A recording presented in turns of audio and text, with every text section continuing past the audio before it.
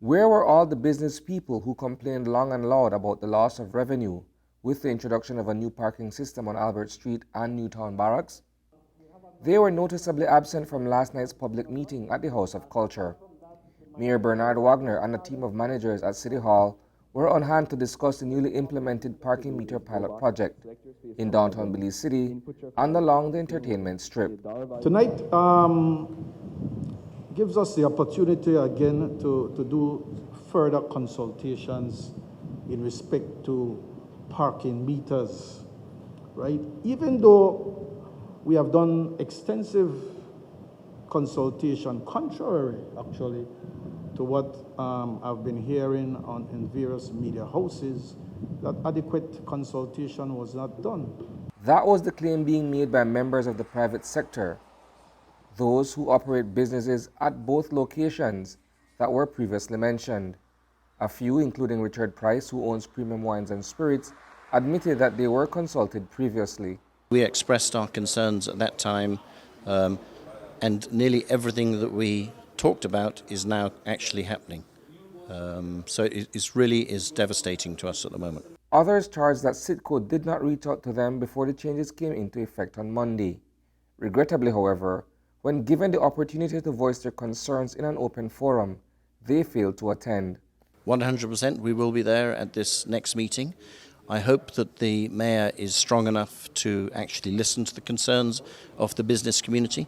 This is a business area, it's not really a residential area anymore. Again, nobody here wants it. I'm not too sure why we are having it. There wasn't a problem before, as far as I'm concerned, with my business. There was no problem as it was previously. So I'm 100% against this initiative. I got my card. It was a great experience. In their place were a number of residents from other parts of the city who either shop in the downtown area or recreate near BTL Park. The political hue among the attendees, nonetheless, was fairly evident. The city is growing, and for space, you're always going to have competing uses. That's a fact. I only speak as a citizen. The individual who owns a store may have an issue, the taxi might have his issue. I only speak as a citizen. The more the city grows, the more you're going to have people who want to shop. There is no place other than a downtown area that has a concentration of business and commercial entities. Not only is Carolyn Trent Sandiford the president of the Senate, she is also an urban planner. As a proponent of parking meters, she addresses the need for such a system to be put in place. You can use it for a short period or you can use it for a long period. It's up to you to decide how long you want to stay there and how much money you're going to pay. If you don't want to park there, at least I see, you still have options where you can drive on the outer streets and park. I think in many cities throughout the world that I have been, I have never known that they had preferred and preferential parking other than for safety, fire, ambulance, that kind of thing. So what are the consequences for drivers who overstay their allotted time in a metered parking space? Will they be ticketed or booted?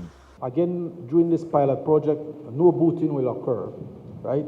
It's just, we have discussed it at the caucus level in respect to eventually reaching the point where the legislation is up to date so that we could commence booting. But during this 1 year period, there will be no booting. We'll just use the ticketing system in the interim. Proprietors maintain that parking meters are simply driving away business. I can't go on a whim now. I can't stop at any of these places on a whim. I'm driving home and I say, hey, I feel like a cold bear. Let me stop at Thursdays.